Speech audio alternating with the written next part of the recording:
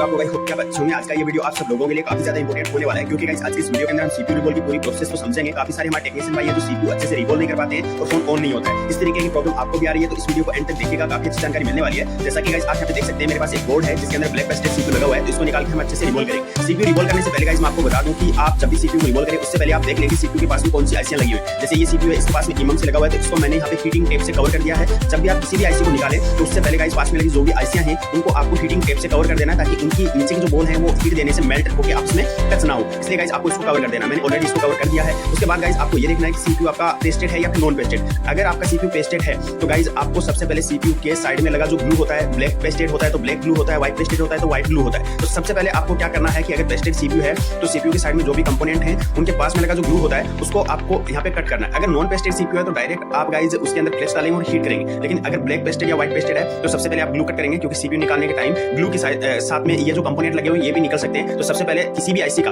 आपको निकालना है तो गाइस ये जो ग्लू होता है इसको आपको कट करना है। ग्लू कट करने के लिए गाइस आपको एसएमडी की जो हीट है वो काफी कम रखनी है। आप 250 के आसपास में हीट रख सकते हैं या फिर आप 280 भी रख सकते हैं। आपको एसएमडी को ऊपर लेके आना है, हीट करना है और ग्लू को हल्के हल्के हाथ से कट कर लेना है। ठीक है, पूरा जब ग्लू आप इसका कट कर ले उसके बाद ही आपको आईसी को उठाना है। ठीक है, अभी देखिए हमने इसका जो साइड का ग्लू है उसको अच्छे से कट कर लिया है। जितने भी कंपोनेंट है उनके बीच में और सीपीयू के बीच के अंदर जो ग्लू लगा हुआ था उसको हमने आसानी से कट कर दिया। अब गाइस मैं जो एसएमडी यूज कर रहा हूं क्योंकि 857 DW प्लस एयर मैंने टूके करके रखी हुई है। तो सीपीयू निकालने के टाइम जो हीट मेरी रहेगी वो रहेगी 350। ठीक है, 350 हीट पे अपन इसको निकालेंगे। अब देखिए गाइस जब भी किसी भी आईसी को निकालें तो इस तरीके का एक नोसेट पॉइंट बना होता है कॉर्नर के ऊपर। तो ये नोसेट पॉइंट आपको देख लेना है कि किस साइड पे बना हुआ है, क्योंकि गाइस काफी सारी आईसियां होती है जो नीचे से देखने से एक जैसी लगती हैं, पूरी बोल उनकी एक बराबर होती है। तो निकालने के बाद आप परेशानी में फंस सकते हैं। तो पहले ही आप देख लें कि उसका नोसेट पॉइंट किस साइड पे। उसके बाद गाइस आपको यहाँ पे आईसी को ऊपर से हीट करना है। ठीक है, लगभग 40 से लेके 60 सेकंड तक आपको आईसी को अच्छे से हीट करना है। जब आपको लगे कि आईसी आपकी मतलब पूरी हीट हो गई है उस टाइम पे आपको स्क्रैपर डालना है। देखिए इस तरीके से आपको स्क्रैपर बिल्कुल हल्के हाथ से डालना है। अगर जरा सा भी आप जोर जबरदस्ती कर देते हैं या आईसी को ऊपर उठाने की कोशिश करते हैं तो नीचे के जो पैड हैं या फिर सीपीयू के पैड हैं वो डैमेज हो सकते हैं और आपका काम बनने की जगह बिगड़ सकता है। इसलिए गाइस आप जब भी किसी भी आईसी को निकालें तो हीट देते रहें।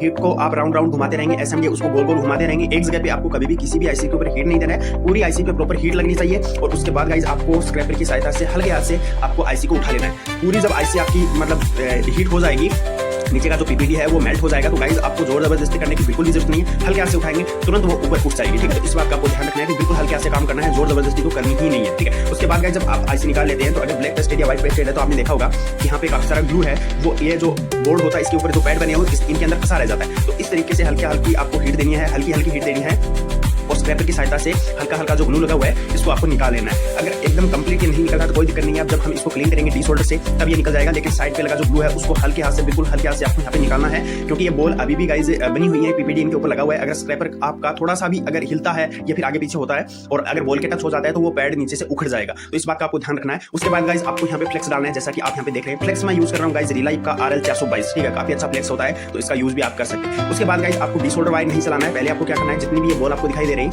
इनको गाइस आपको रीसोल्ड करना है। जैसा कि आप यहाँ पे देख रहे हैं, आपको आयरन की सहायता से इनको रीसोल्ड करना है, ताकि जब आप इसको डीसोल्डर वायर से क्लीन करें तब गाइस आपका डीसोल्डर वायर इसके ऊपर चिपकेगा नहीं। इस बात का आपको यहाँ पे ध्यान रखना है कि हल्के हाथ से आपको यहाँ पे ये जो आयरन है इसकी मदद से जितनी भी ये बॉल आपको दिखाई दे रही है इनको गाइस आपको रीसोल्ड कर लेना है। ठीक है, ये देखिए इस तरीके से आपको यहाँ पे रीसोल्ड करना है। तो गाइस वीडियो को लाइक नहीं किया तो फटाफट से वीडियो को लाइक करो, चैनल को सब्सक्राइब नहीं किया तो सब्सक्राइब करके नोटिफिकेशन को ऑन करो, ताकि जब भी कोई वीडियो डाले उसका नोटिफिकेशन आपको कंटिन्यू मिलता रहे। देखिए गाइस ये हमारा यहाँ पे डीसोल्डर वायर है। आगे से आपको इस तरीके से यहाँ पे आपको मोड़ लेना है, पीछे की तरफ हल्का सा आगे से आपको मोड़ के रखना है। उसके बाद इस तरीके से रखना है, ऊपर आयरन रखेंगे। आयरन रखने के बाद गाइस आपको डीसोल्डर वायर कभी भी हाथ से खींचना नहीं है। डीसोल्डर वायर को जहाँ पे आपने रखा है वहीं पे रखना है। आयरन से आपको डीसोल्डर वायर को चलाना है, ना कि गाइस आप डीसोल्डर वायर से आयरन को चलाएंगे। ठीक है, इस बात का ध्यान रखना है कि डीसोल्डर वायर को आपको रखना है, ऊपर आप आयरन रखेंगे, आयरन से आपको डीसोल्डर वायर को चलाना है। जैसा कि आप यहाँ पे देख रहे हैं, नीचे आप बिल्कुल भी दबाव नहीं डालेंगे। अगर दबाव डालते हैं तो नीचे की जो बॉल है वो उनका जो ऊपर का यहाँ पे कवर लगा हुआ है जो स्किन है वो डैमेज हो जाएगी और बॉल काफी सारी आपस में टच हो जाएंगे। तो इस बात का भी आपको ध्यान रखना है और बिल्कुल हल्के से गाइस आपको यहाँ पे इस तरीके से यहाँ पे इसको क्लीन करना है। एक जगह पे कई बार डीसोल्डर वायर को आपको रगड़ना नहीं है नीचे। अगर आप एक ही जगह पे मतलब काफी देर तक डीसोल्डर वायर चलाएंगे तो गाइस वहां से बॉल डैमेज हो सकती है। तो इस बात का भी आपको यहाँ पे ध्यान रखना है। देखिए गाइस हमने अच्छे से क्लीन किया है, लेकिन काफी सारा जगह पे आपने देखा होगा कि हल्का हल्का ग्लू लगा हुआ है, तो उसको भी आपको एसएमडी की हीट से इसको निकाल लेना। देखिए बिल्कुल हल्के हाथ से। ठीक है, और साइड में लगे जो कंपोनेंट है उनका आपको ध्यान रखना है कि कोई भी कंपोनेंट निकलना नहीं चाहिए। अगर कोई भी कंपोनेंट सीपीयू के अगल बगल में लगा हुआ है और आप उसको निकाल देते हैं तो गाइस आपका फोन ऑन नहीं होगा। सबसे पहले ही आपको देख लेना है कि कौन सा कंपोनेंट कहाँ पे लगा हुआ है, उसका आपको यहाँ पे थोड़ा ध्यान रखना है। ठीक है, अब फाइनली गाइस हम एक बार इसके ऊपर डीसोल्डर वायर घुमाएंगे ताकि हमारी एक दो बॉल साइड में जो बची हुई है जो क्लीन नहीं हुई है वो क्लीन हो जाए। और उसके बाद गाइस हम सीपीयू है उसको क्लीन करके रिवॉल्व करेंगे। ठीक है, तो बोर्ड को गाइस आपको अच्छे से ही मतलब क्लीन करना है। जितना क्लीनिंग आपका अच्छा होगा उतना ही सीपीयू आपका अच्छे से बैठेगा। तो गाइस आपको इस बात का यहाँ पे ध्यान रखना है। ये देखिए डीसोल्डर वायर को मैं रखूंगा और आयरन की सहायता से गाइस मैं यहाँ पे मतलब बिल्कुल हल्के हाथ से इसको क्लीन करूंगा। ये देखिए गाइस आप आपको जहाँ पे बोल क्लीन हो गई है वहाँ पे दोबारा से डी-शोल्डर वायर चलाने की बिल्कुल भी जरूरत नहीं है, जैसा कि आप यहाँ पे देख रहे हैं। इस तरीके से गाइस आपको यहाँ पे अच्छे से इसकी क्लीनिंग करनी है, जैसा कि आप यहाँ पे देख पा रहे हैं।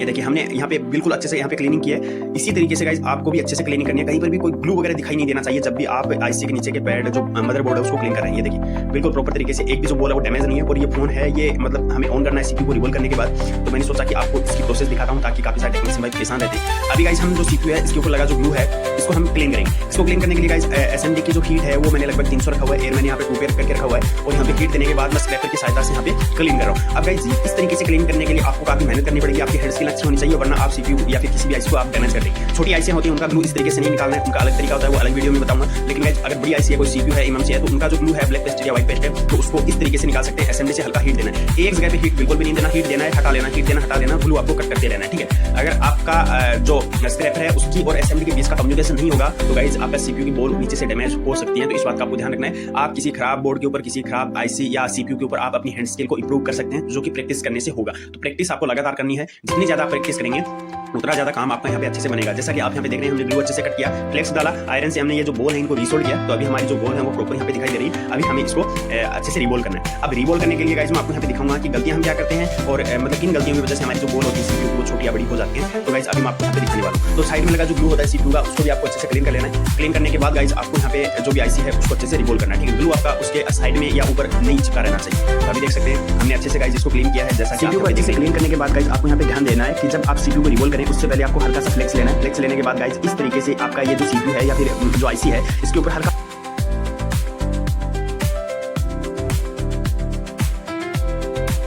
कई बार आपने देखा होगा काफी सारे ब्लैक बॉल दिखाई देती हैं जिनके ऊपर बॉल अच्छे से नहीं बन पाती है, तो इसका भी आपको यहाँ पे ध्यान देना है। इसके अलावा गाइस आपकी जो स्टेंसिल है वो प्रॉपर क्लीन होनी चाहिए, आप अच्छे से क्लीन कर लेंगे ताकि आपकी जो बोल है जब आप पीपीडी अप्लाई करें तो वो अच्छे से आपका अप्लाई हो। कई बार मैंने देखा कि जो हमारी स्टेंसिल होती है वो अच्छे से क्लीन नहीं होती है, उनके अंदर थोड़ा डस्ट होता है जिसकी वजह से गाइस प्रॉपर पीपीडी यहाँ पे अप्लाई नहीं हो पाता है। तो अभी हमने इसको अच्छे से क्लीन किया है। क्लीन करने के बाद गाइस हम इसको यहाँ पे रिवॉल्व करेंगे। अभी गाइस आपको स्टेंसिल है इसके अंदर अच्छे से देख लेना कि कोई डस्ट वगैरह नहीं होना चाहिए। अभी मैंने यहाँ पे देखा कि हल्का सा डस्ट था तो मैंने इसको निकाल दिया है। अब गाइस हम यहाँ पे जो पीपीडी पेस्ट है उसको अप्लाई करेंगे। पीपीडी गाइस मैं मैकेनिक का यूज करता हूँ 183 जो कि काफी अच्छा पीपीडी है, इसका यूज आप कर सकते हैं। हल्का आप पीपीडी लेना है और एक कपड़े के ऊपर हल्का सा सुखा के आपको इसको ड्राई कर लेना है और हल्के हाथ से गाइस इस तरीके से आपको यहाँ पे पीपीडी को अप्लाई करना है। पीपीडी आपका पूरा आईसीएस के ऊपर अच्छे से अप्लाई होना चाहिए। जब पूरा पीपीडी आप अप्लाई करते हैं तो उसके बाद आपको यहाँ पे ट्वीजर की मदद से इस तरीके से स्टेंसिल को पकड़ के रखना है। नीचे दबाएंगे नहीं, सिर्फ पकड़ के रखना है। दबाएंगे तो गाइस आपकी आईसी की बोल अच्छे से नहीं बनेगी। आईसी को रिवॉल्व करने के टाइम गाइस आपको एसएमडी की एयर है वो आप 2 के रख सकते हैं, लेकिन हीट आपको कम कर लेना है, लगभग 300 के आसपास में आपको हीट कर लेना है, इससे ज्यादा नहीं करना है। इससे ज्यादा करेंगे तो आपकी बोल तो बन जाएगी लेकिन आपकी जो स्टेंसिल है वो फूल सकती है, आपकी स्टेंसिल फूल के ऊपर आ सकती है, स्टेंसिल बेंड हो सकती है, स्टेंसिल खराब हो सकती है। इसलिए आपको हीट कम से कम रखना है जिसपे आपकी आईसी अच्छे से रिवॉल्व हो जाए। अभी गाइस हमने 1 टाइम के अंदर इस आईसी को हमने रिवॉल्व किया है, जैसा कि आप यहाँ पे देख रहे हैं। अभी क्लीनिंग करके मैं आपको दिखाता हूँ। देखिए आप जब आईसी को इससे स्टेंसिल से निकाल लें तो उसके बाद आपको हल्का सा हीट करना है ताकि जो भी बोल थोड़ी मतलब अपनी जगह से साइड पे थी तो वो अपनी जगह पे आ जाए, जैसा कि आप यहाँ पे देख रहे हैं। तो इस तरीके से गाइस आपको यहाँ पे किसी भी सीपीयू या फिर एमएमसी हो या फिर कोई भी आईसी हो उसको इस तरीके से रिवॉल्व करना है, जैसा कि आप यहाँ पे देख रहे हैं। उसके बाद गाइस आपको इसको थोड़ा ठंडा होने देना है। जब ये आपका सीपीयू आईसी थोड़ा ठंडा हो जाए तो उसके बाद आपको इसको प्रॉपर तरीके से क्लीन कर लेना है, जो कि मैं आपको अभी क्लीन करके दिखाता हूँ। ये देखिए हमने इसको प्रॉपर तरीके से क्लीन किया है, जैसा कि आप यहाँ पे देख रहे हैं। एक भी बॉल ऐसी नहीं है जो छोटी या बड़ी हो, एक भी बॉल ऐसी नहीं है जो मतलब मिस हुई हो।